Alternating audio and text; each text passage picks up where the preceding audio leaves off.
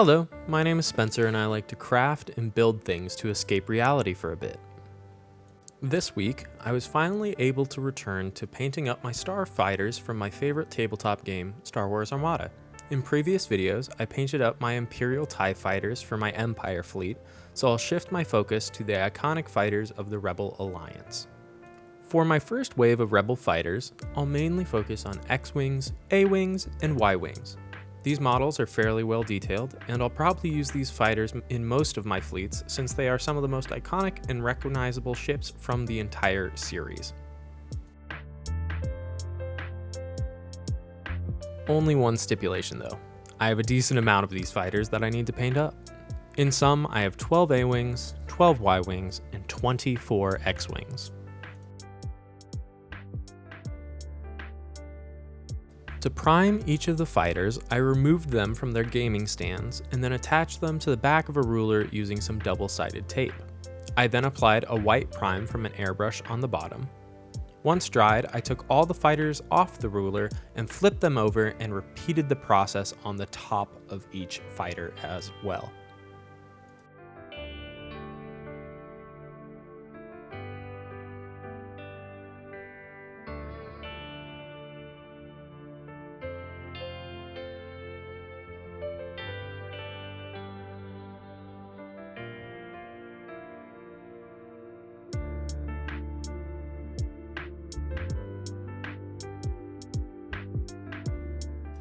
Once primed, I applied a base layer of a bright neutral gray from Pro-Acryl to all of the fighters through the airbrush, utilizing the same non-expert techniques from before.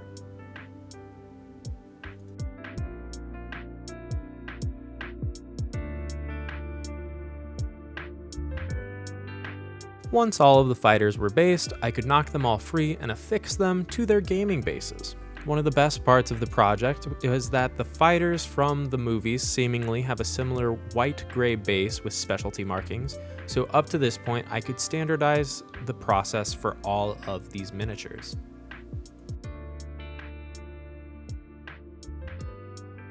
To start the specialty markings, I'll start with the A-Wings since they gave me the least room for creative liberties.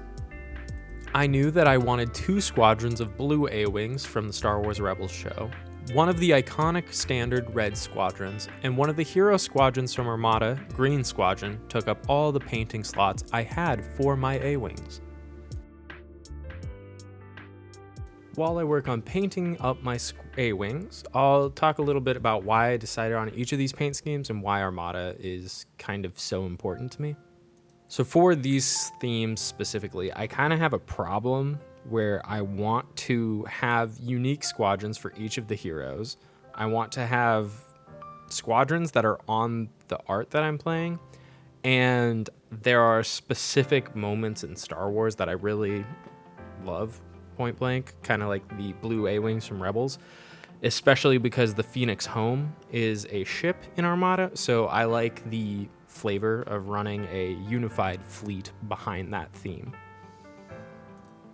Star Wars Armada is the first tabletop board game that I've really, truly became obsessed with. I'm sure it's going to open the gates to Warhammer, all of them, Star Wars Legion, the other ones, but I really love the space grandeur of Armada, and there's a lot of unique missions associated with it. There's a ton of theory craft builds that are really cool, and I love how while playing the game you have to be thinking multiple turns ahead, and it's almost like a game of chess in a way, except it's not a grid pattern, it's asteroids, squadrons, cool mechanics interacting with each other, cool synergies between ships, and all of those things combined just make it my one true obsession of a tabletop board game. Unfortunately, like I mentioned, Star Wars Armada was recently discontinued. That just means the products are no longer being shelved, and I'm very disappointed in that, but ultimately I'm glad I was around when it happened, and I wasn't participating in the game while it was at the peak of its popularity, but I'm very happy that I get to have my collection that I got up. I probably got like 96% of the models that I was hoping to get, and I'll look to 3D print the rest that I wasn't able to maintain through normal traditional production means. But it is something that just means a lot to me, and I'm glad that I have people in my life that I can play it with.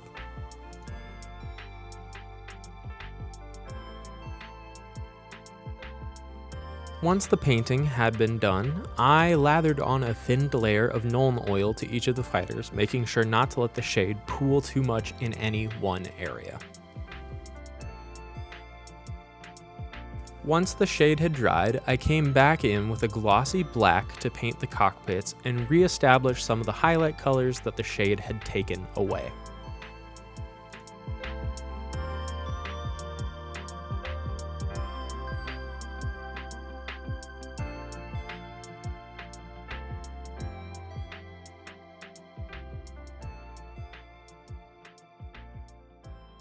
Once I was happy with the paint jobs, I went to the rear of the fighters and painted on some white dots for the engine turbines.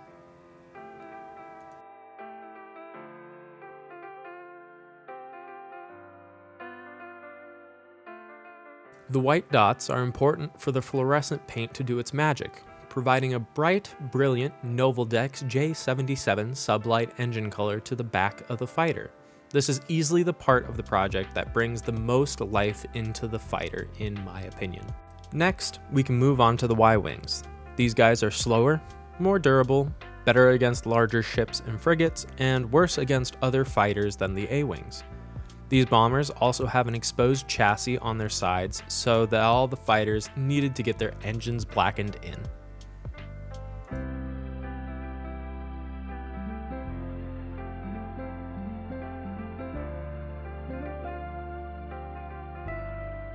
Fortunately, the Y-Wings were pretty straightforward to think of their color palettes.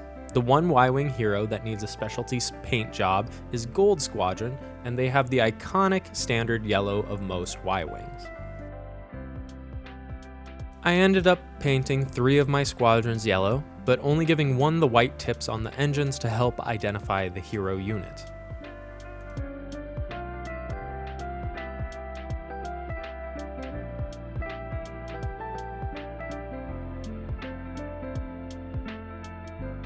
I had one squadron left over, and I decided to paint it up using a Nova Orange from Proacryl, which is a color I've been itching to use for a very long time.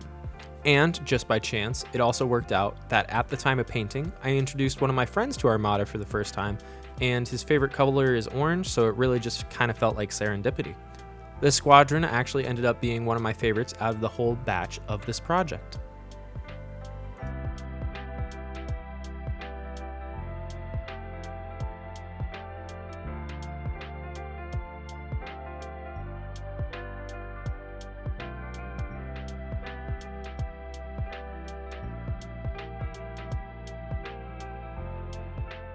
Once painted, I repeated the same washing and highlighting as the A-Wings. In case you were curious, this is what a wash does to a model, shading all the paint and seeping into the crevices of it, helping us see the finer details. But you do need to be careful not to put too much on that it might end up covering some of the previous details that you originally started with.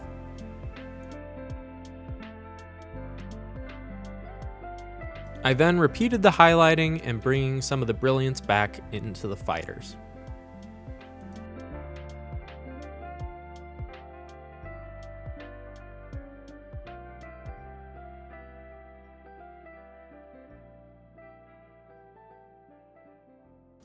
To provide some more detail and visual intrigue to the models, I edge highlighted the most raised parts of the Y-Wing for some even more stark contrast. I then repeated the engine process, except this time using a magenta fluorescent instead of an orange to better match what we've seen on the silver screen. In lore, it's technically a Corsair ion engine. Finally, I went back in and gave a little glossy black dot for each cockpit. We can end this video on painting up our X-Wings, which, since I had the most copies of, I was able to make the most unique painting schemes for.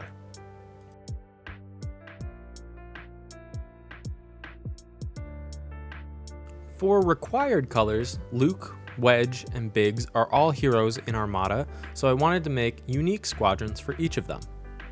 A mobile game that I play daily has unique painting schemes for each of these red squadron members, so that's what I ended up taking inspiration from.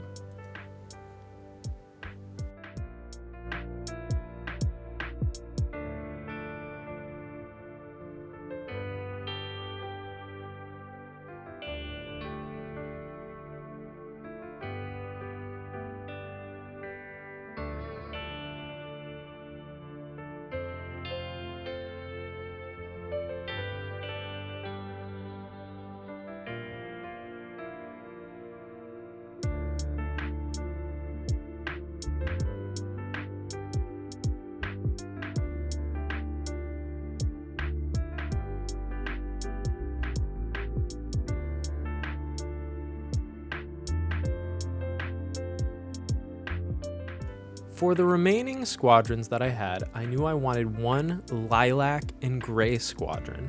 I knew I wanted one orange and jade squadron. And then I also had a requested from my fiance maroon and black squadron. I also chose to whip up a powder blue and black and a standard blue squadron to finish them all off.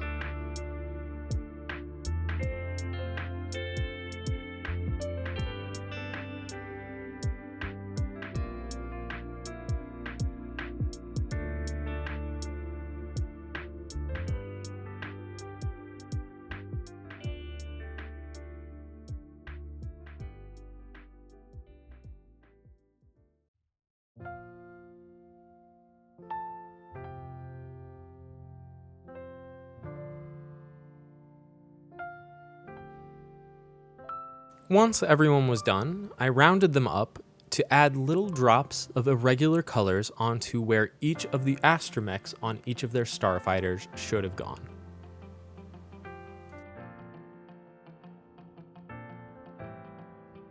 And for the absolute final step, I took the fighters outside for an aerosol flat matte prime using the ruler method once again. Once set, I think we can move over to some glamour shots.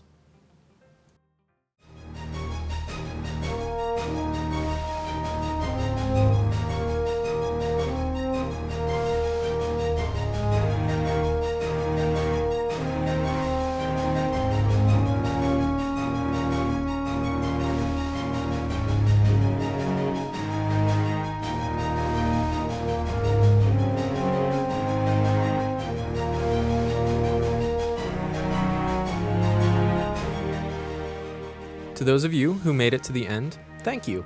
This hobby provides me a much needed escape from life. Sharing these tiny nerdy projects with you means the world to me, and if you'd like to see more of my projects, please feel free to leave a like and subscribe. I'll be back soon with another build, another story, and another journey. But until then, take care, and I hope you have an excellent week. I'll see y'all around.